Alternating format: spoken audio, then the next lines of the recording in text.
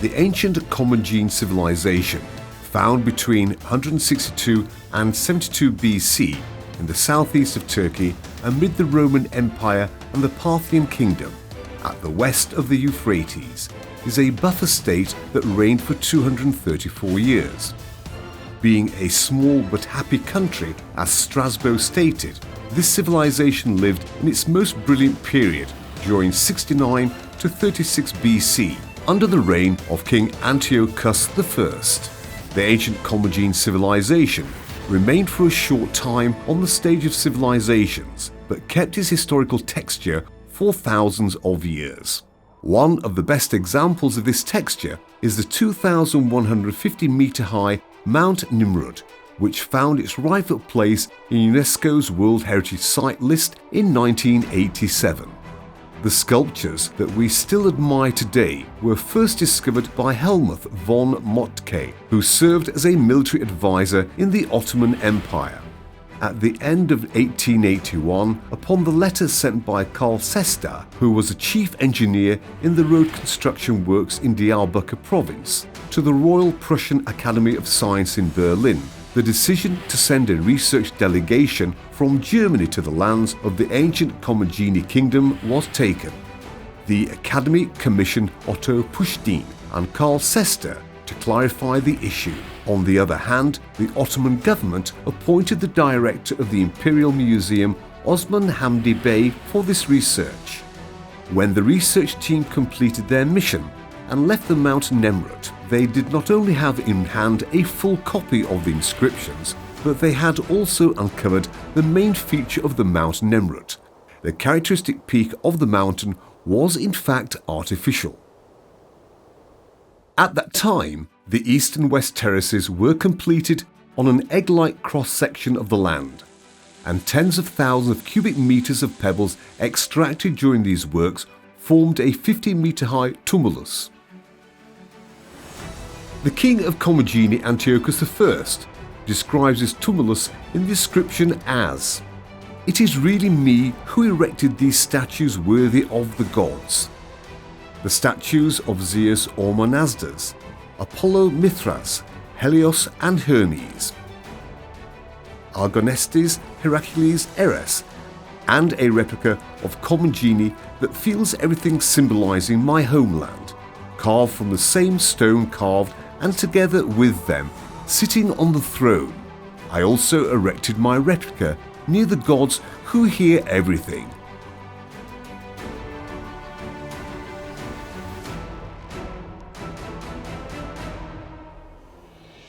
There are two terraces on the east and west sides of the tumulus, where 9 meters high gigantic statues sitting on the throne and reliefs, including the statue of Antiochus I, are located. Constructed by placing stone blocks that weighing about 7 to 8 tons on top of each other, these statues of gods are aligned in the same order on both terraces. They are aligned from left to right, as lion, eagle, god king Antiochus I himself. Next to him, the country's main goddess Commagene, right at the center of the main god Zeus or Monasdes. Next to him, respectively, Apollo Mithras, Heracles, Artegnes, i.e. Hercules, and again lion and eagle.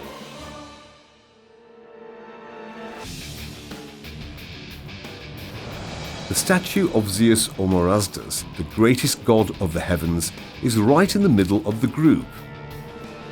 In accordance with the hierarchical superiority, he was built larger than the gods next to him, and the first step of his throne is also higher than the lowest step of the thrones of the other gods. On both sides of these statues, symbols of the protectors of the kingdom, eagle and lion statues, were located symmetrically.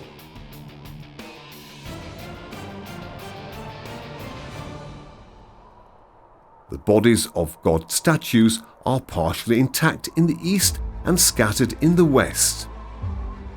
Careful joining and placement of the body blocks without the use of any mortar was also intended to provide flexibility against earthquakes.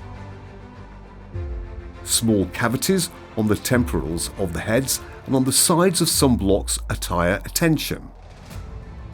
These cavities are made to remove blocks with metallic apparatus. And this shows us that the pieces were carved on the ground and then placed on the sculptured bodies. On the back side of the stone blocks forming the thrones on both terraces where the statues of gods sit, we see a 237-line cult inscription, Nomas, written by Antiochus I himself. The inscription begins with the genealogy of King Antiochus. Then he wants his cult to last forever, his customs and traditions and his continuity with the hearers, monks and musicians, and states his propositions from this sacred place to survive with the revenue obtained from the royal heritage.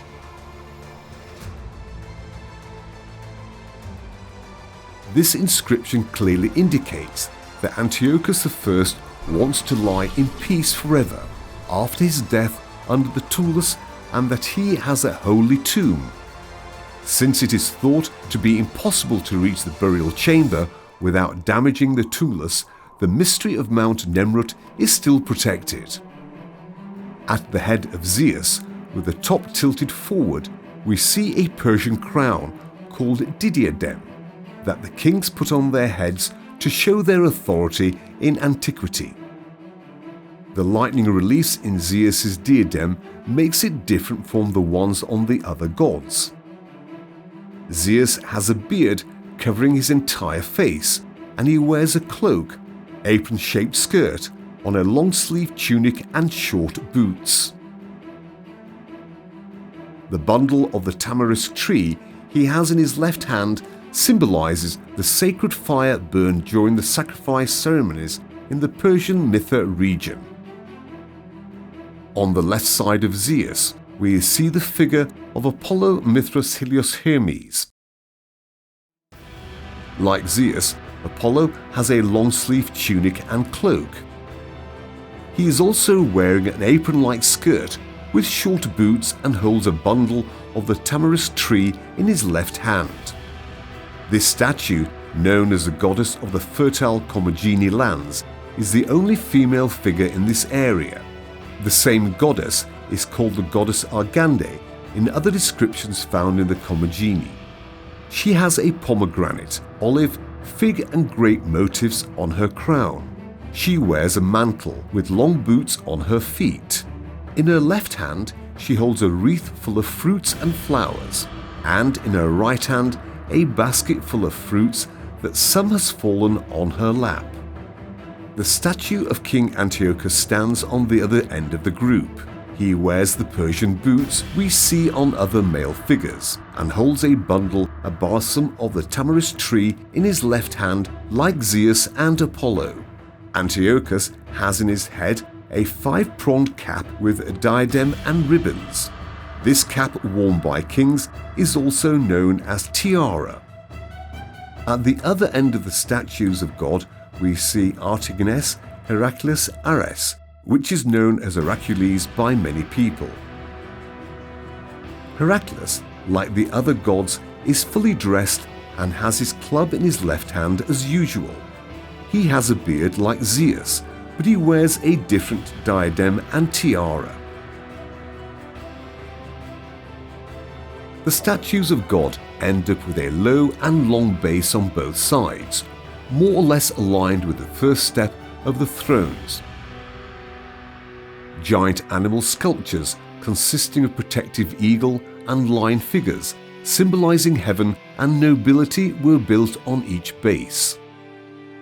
The main statues on the west terrace, except for some small details, are exactly the same as a series of sculptures on the east terrace. The big cult inscription at the back of the throne bases is exactly repeated. Almost all of the bodies of the gods sitting on their throne were shattered and scattered throughout the area. Their architectural structures are also the same as those on the eastern terrace. The goddess Commagene sits right next to Antiochus. The fragments of the goddess statue are scattered in the front area, as in the others. The dress of the goddess Commagene is the same as that of the statue on the east terrace. Zeus sitting on his throne is right in the middle again. He has a beard, a moustache and a high Persian tiara. Apollo, located at the south of Zeus, wears a long-sleeved outfit like Heracles and other gods, and has Persian boots on his feet. We also see the eagle and lion pairs on the western terrace as on the eastern one. However, in here, the protective animal sculptures have also been severely damaged. The differences seen in the construction of the heads of the west and east terraces indicate that these sculptures were made by different sculptors with different working methods. At the other end of this terrace, there are reliefs showing the scenes of greetings and handshaking of Antiochus I, goddess Commagene, god Zeus Ormodastus, god Apollo, Mithras and Heracles. Another relief is the lion horoscope relief. 19 stars are located on the floor of the relief and on the body of the lion. The crescent-shaped moon and the 3 planets, Jupiter, Mercury and Mars, are carved on the lion's chest. This convergence, interpreted as the 7th of July 62 BC, is the date of Antiochus' ascension to the throne, according to some researchers, and the day the Mount Nemrut was found, according to others. These magnificent monuments, located at the summit of Mount Nemrut, at the borders of Adiman, will be preserved and transferred to future generations.